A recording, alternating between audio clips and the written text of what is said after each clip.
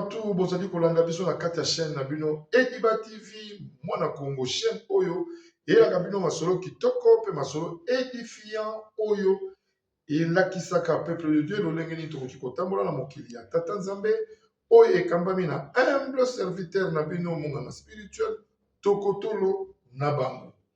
Lelo toali na sambo ya mawa ya moko na biso na mosala ya Tata Nzambe pe grand combattant, grand journaliste pe azali kopesa ba information malamu mingi ya mboka na biso na kombo ya Bishop Chatumba. Bishop Chatumba atikaki biso na mokolo ya lundi lobi tozwaki ba information précise ma bien mingi te nde na mokolo lelo Ediba TV etindaki pe ya bayebatu oyo bakozala biso ba information kitoko po teto ya kopanza mona kati ya chaîne na bino Ediba TV oyo eyelaka bino masolo kitoko pe masolo édifiant. Bishop Chatumba asili kotika biso atiki biso na mokili ya Tata Nzambe apema na kimia Nzambe abomba ye pembeni na ye na mosala kitoko oyo asalaki na mokili ya Tata Nzambe. Ya moto ye na lombango nde na lobaka na bino mingi mingi to bandaka émission na biso tozaka na mwa petit synthèse oyo toyaka sosola kumanyola pe kosolola na bandeko kolakisa bandeko mosusu bazalaka mingi ba ignorant mingi bazayebaka te nini bakoki koloba nini bakoki kokanisa bato nyonso na mokili oyo bakoma kokanisa kaka mabe na likambo ata eza lolenge wana te bango bazali toujours kointerprete yango na ndenge oyo bango bamoneli me mingi babaliwa mosusu oyo tozali kotala na mokili ya Tata Nzambe ezali nango liwa moko provoke te par moto me mingi ata tositoloba baconseil topesa ata na balisitwale pe mokili ndenge etambolaka nalakisaka bino chaque fois ke mokili oyo ezali dirige na baforce moko boye quelque part tozali na baforce diabolique tozali na baforce pe oyo ndimi ke osalela bonzambe ezali. On peut regretter, on peut toujours parler de n'importe quoi, mais il est parti. Il est parti parce qu'il a comblé son temps. Yakosa na mokili ya Tata Nzambe asali tango na ye awa ose. Bishop Chatumba apema na kimia tokokabola mawa na famille na ye na bandeko na ye biologique pe na bandeko oyo ya kati ya famille oyo ya Bishop Chatumba. Tozwa spot publicitaire moke tomela mwa mai e bongo tokota na mozindo ya masolo oyo toyeli bino na mokolo ya lelo me na kopesa mbote moko très important na likambo oyo na kobetela mbela na émission ya oyo tokolanda na mokolo ya lelo na cadre ya mawa pe na félicitation na mosala monene membre wana azali kosala na kati ya Ediba TV mwana Congo na kombo ya Fiston Kabwena mingi babengaka ye Tatu papa le français papa le français na mosala kitoko azali kosala na kati ya chaîne oyo Ediba TV mwana mboka Congo pe mwana Congo na kokabola kotinda bato bali kosabone massivement na kati ya chaîne oyo esali biso plaisir mingi topesi mbote na kati ya ville ya Mek. Nzambe apambola ye na libota na ye mobimba bafere na ye nyonso ekende liboso pe amona lobiko. Tozwa spot publicitaire oyo na lombango ebongo tozonga na mozindo ya lisolo na biso na mokolo.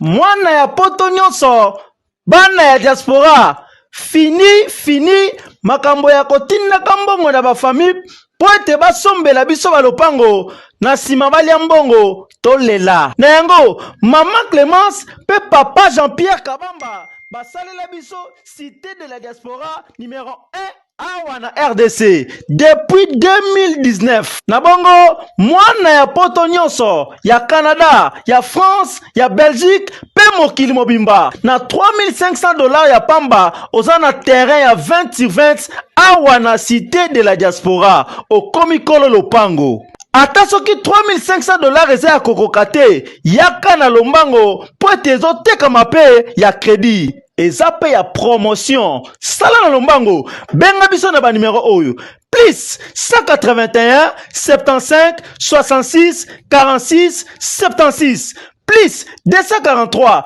80 84 20 140 pona baterrain na biso eza ya kobangela te l'état.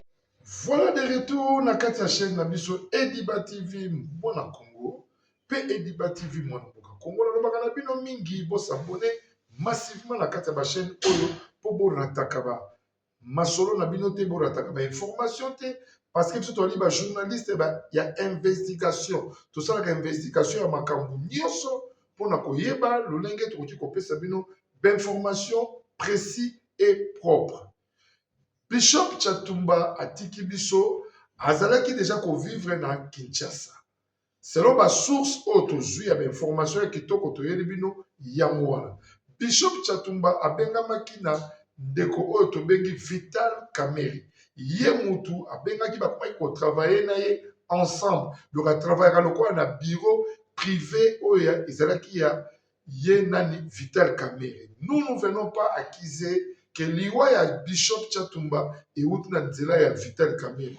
Là, c'est pas notre histoire. Pour la réalité ya vie ali, to ali ba être humain. To ali ko vivre un jour to kozongisa bomoi na biso et pai o wapi to utaka. Alors biso ba congolais na ba sale interprétation na biso na motema li kundu motema mabe. Même si Kamerhe ango azalaka toujours mutu to bengi caméléon, azali à la base ya makambo ebele. Mais total à peine à misu mosusu. Bishop Chatumba abelaki maladie na ye ezala cause na nzela ya Kamerhe de tolobaka toujours que bien ali mokonzi ba poison wana etali biso te etali pe munganga spiritualité etali pe biso te balobeli na kati ya Ediba TV o tolobelaka na vision ya tata mokonzi ya mboka oyo na respectaka mingi na tangaka kombo na ye esalaka nga même plus sûr on a lobaka Monsieur Antoine Tshisekedi. Donc kuna tokei musika pona kolakisa bato kaka ke awa toyei kopesa information na baye oyo balandaka chaîne oyo na bokebi mpe na mwanya baye oyo balobake bango bakendaka nzela mosusu te mpe na kati ya biso tobengi tosolola yango nde toyei kolakisa bino ke Bishop Chatumba asili kotika biso asalaki AVC oyo ezwaki mota molai bacrimère ebimi gauche droite mais il paraîtrait que bazako travailler na monsieur Vital Kamerhe azalaki déjà na soin ya kitoko lisusu te bazongisaki ye na ndako epai ya munganga oyo traitant oyo azali kolandela soin na ye ayebisaki ye ke président na yo aza susu kolandela aza susu kopesa meya te mpo na soin na yo azongisaki ton Chatumba azongaki Kisasa mais bandeko pe ya poto bazali kotika ye te il y avait quelques ndeko na poto bazali kolongwa poto mpo bayakoya kotala korendre ye visite mpe koyebisa ye mayele kino ndeko zonga yabi te maladi oyo vomena kotela yango kaka kine awa apartir ya kine awa nde nakozwa lobiko me tala liwa ekokutana na ye na porte ya ndako tokendaka nango na baexercice mingi te tozwi barimer kaka na kati ya bainvestigation na biso wana il y avait un groupe de gens qui travaillent aussi avec M. Vital Kamerhe bayaki kotala ye Chatumba ko prévenir ye une semaine avant koyebise neti mwa cadre ya jealous oyo tobengaka la jalousie na français koyebisa boni biso tozalaka te tozwi baproblème président arandaka biso visite te mpe asistaka biso te mais yo ndenge nini président azwa korendre yo visite mpe azali koassiste président oyo tozali kobenga ezali Vital Kamerhe oyo azali président ya assemblée oyo azali président ya groupe na ye wana oyo batravaka na kati ya bureau ya ye Vital Kamerhe wana de ere balobaki na Chatumba bongo nde epai wapi akendaki kosala rechute tozali kolanda toujours kolinga koyeba basource eske ezali na likambo moko esalamaki wana oyo soit bato kaka bilobi ya bato ou bien oyo maloba ye moko alobaki comme testament nde ezali kokende mais na nsima mikolo tokozwela bino mwa kelke bavideo parce que ce quand je dis sima mikolo peut-être kozape lobi ou sima lobi po Ediba TV na minute oyo naye komanyola kaka oyo kolakisaki mokili mpe boyebaki awa tozwaka mpe bainformation toujours à la minute autre lobbying à la loupe. Nous ça toujours na bino à la page ya kopesa l'information o ezali réel et non ya lokuta. Na kati ya chaîne oyo oyekabami na monganga spirituel dokotolo na bango. Tokozwa sport moke awa bongo tozonga na mozindo ya lisolo oyo tozali kokende mpona kotalisa mpe bana nzambe koyeba nini tokoki kosala meme biso bachroniqueur oyo toali bato mingi toli kokwela barando oyo nazali komona bachroniqueur mosusu bazali kobenda na kofinga na koswana eza kitoko te tosala mosala na biso ndenge esengeli. Allô? Allô, Masasi? Ya Masasi?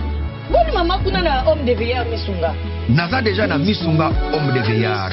Au moni tant maman avec église. Alors na oki bien te.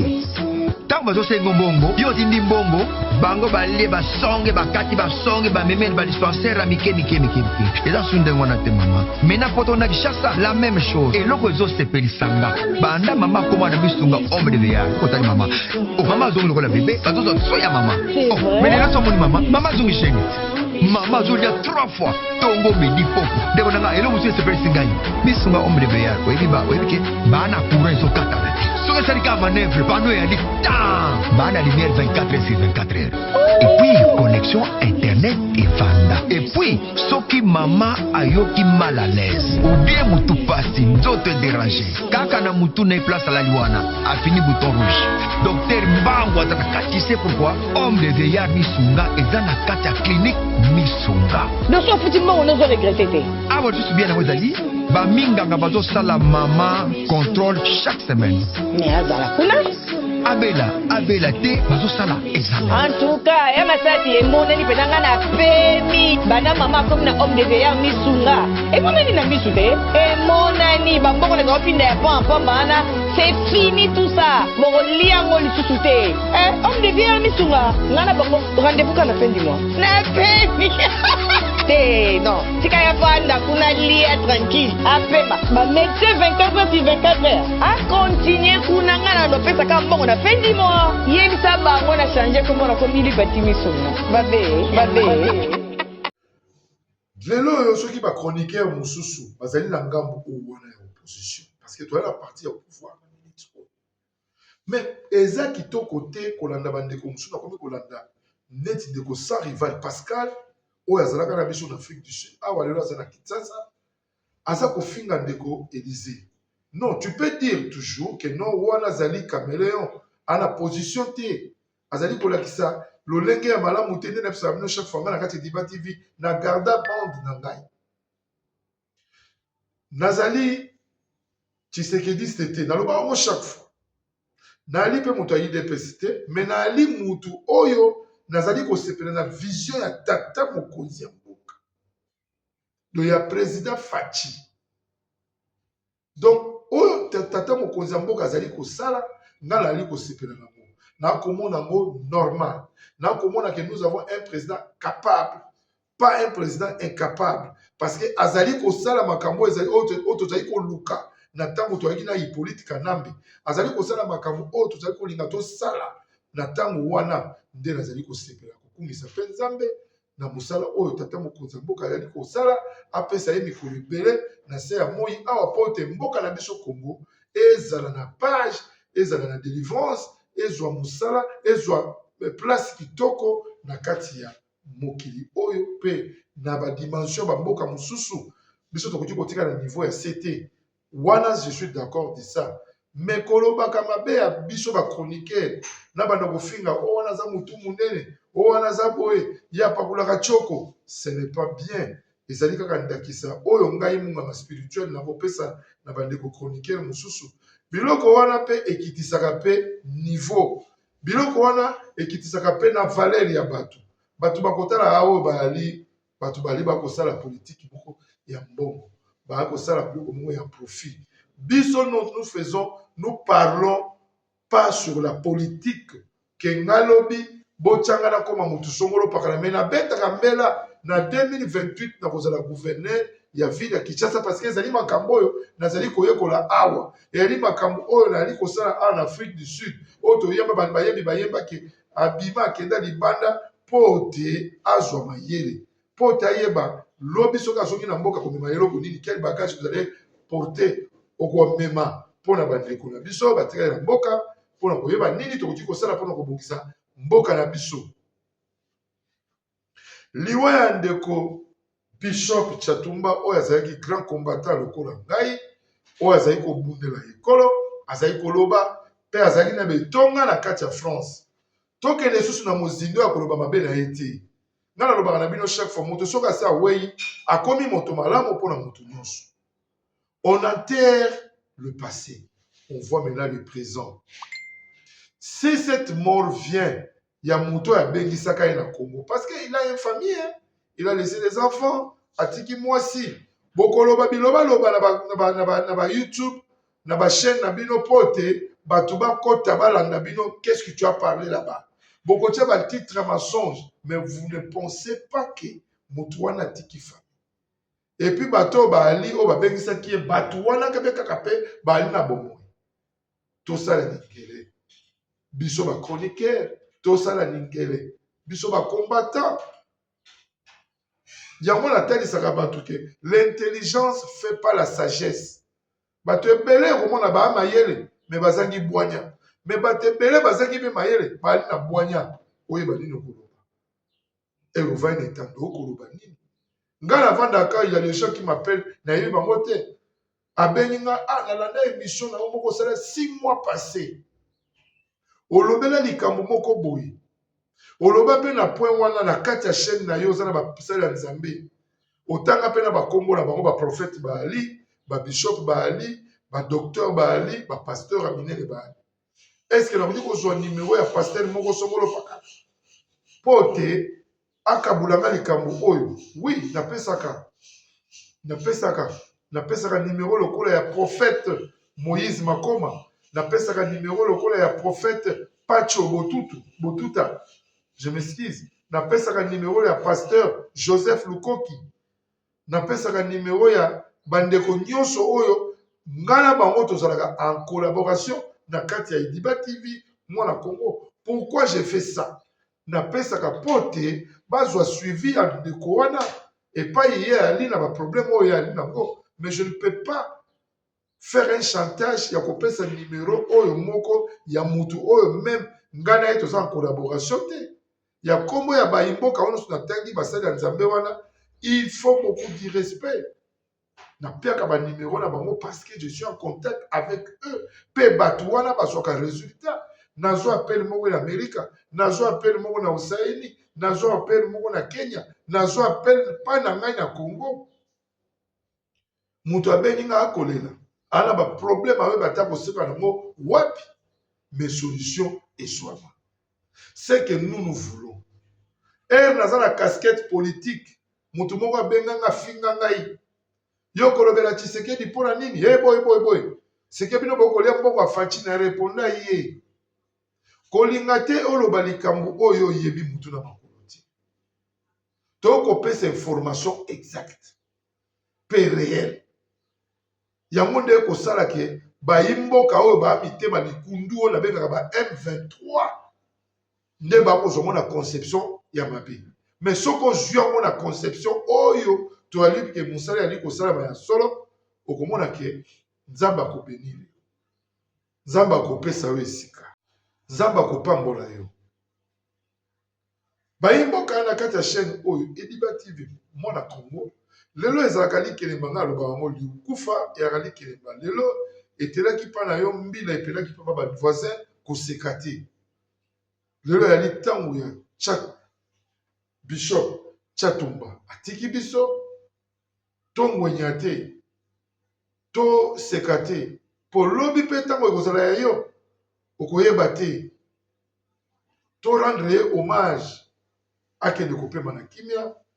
Ngala ko souhaiter tant que grand analyste, journaliste d'investigation, otobengi munganga spirituel dokotolo na bango papa Edi Diba na musala mila mona ko sala o bato ba ko benganga ba ko apprécier nga na ko kumisa Nzambe Vital Kamerhe mtu abengisaka ye na Congo azwa charge na ye soki akokunda mapana biso ou bien nzoto kozonga epai o wapi famille na ye ezali. Eloko nga na kosenga yango wana. na kopesa message ya liwa ya ndeko Chatumba asalaki AVC ezwaki matango mikolo miebele azalaki hospitalisé na hôpital moko na ngiringiri si je me trompe pas selon ba source d'investigation na biso sikawa bazongisaki na ndako le maladie ekomi makasi ekangeli ye nde bamemaki na lombango na hôpital eza mpe na ndeko moko mpe ya chroniqueur journaliste leko ya biso azalaki sur place kokabwana na mituno azalaki kotuna ye nde kozonga bazobenga ye ke ndeko Chatumba atiki biso na kombo ya Pascal sans rival. Bayimboka oyo bazalaka bafan ya ndeko Pascal sans rival na ndeko Élysée nalobi mabe na bango te natalisi bainjure na bango eza kitoko susumiki te. Ce n'est pas la polémique qui va faire que bato bana kosuivre yo mingi na kati ya état na yo. Sala mosala correct lokola monganga spirituel nazali précisément na kati ya Afrique du Sud. Ma chroniqueur ba aller belé mais na pesa toujours maloba na ke bato na bato basala mosala na bango Nzambe ye moko azala liboso ya kopambola yo pe ya kopambola moto nyonso na bwanya na maele ne azali na yango.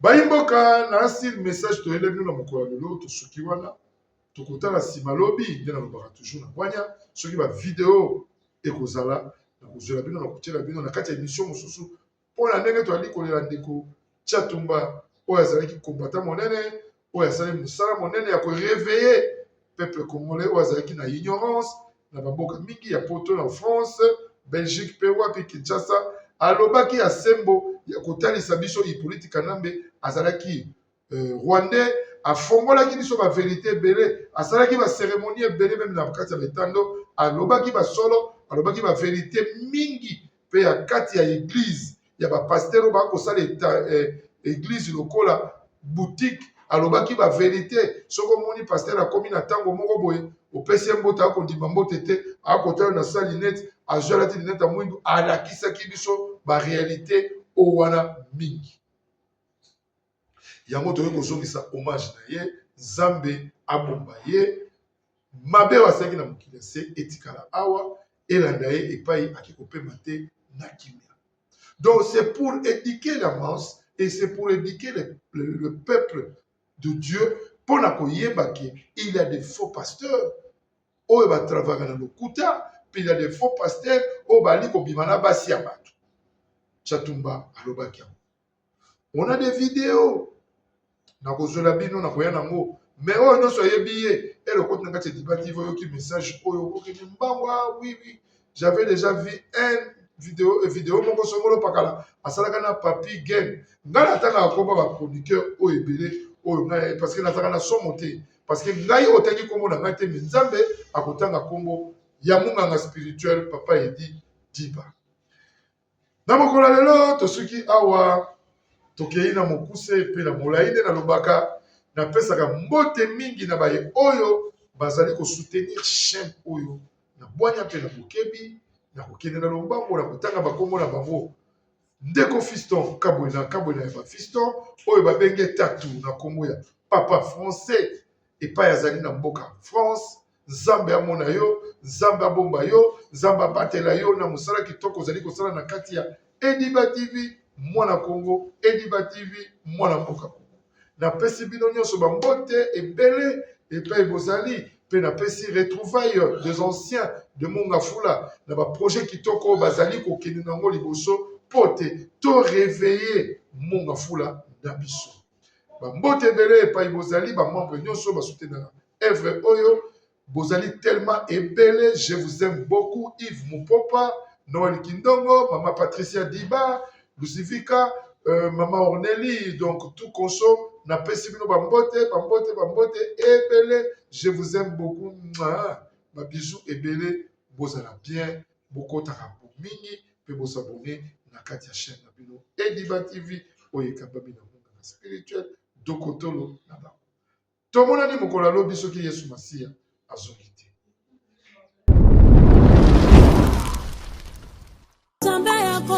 Bazanga baninga dans le Seigneur nazali chez la Mwanda Fondation na eli sur liboso na bino pona osenga bino merci na ba soutenir orphelinat chez la Mwanda nzambe alula apambola bino tozomona ba effort na bino tozomona bolingo boza nango à travers Fondation chez la Mwanda nzamba apambola bino na eli sur liboso na pona kosenga bien aimé bokanisa bana na bilamba bokanisa bana na kolia bokanisa bana na minerval bokanisa bana na ba soins médicaux nzambe ya kozanga te kopambolo bien aimé ozana posa ya kosunga ozoluka place ya kotia mbongo na yo bien aimé tala place ya malamu yango ya kotia mbongo na yo na Fondation chez la Mwanda nzambe akozongisa bebila kopambola bakoko na yo akopambola pe bana na yo na pamboli bino na kombo na Yesu.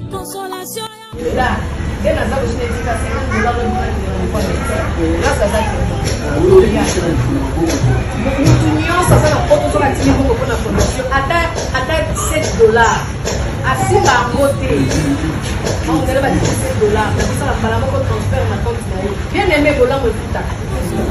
Pour ça, il savait fouta. Mais là, donc, la veille, il s'est dit non, la colonne va caminer sur ma voiture. Mais d'ailleurs, ça vient de ça, ça va être pas que ça va voler pour les autres, lobby et au travail, à témoigner aussi la télévision.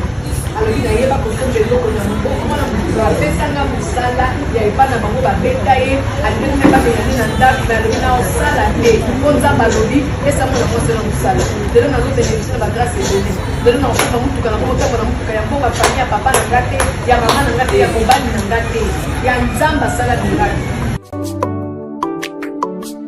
consolation.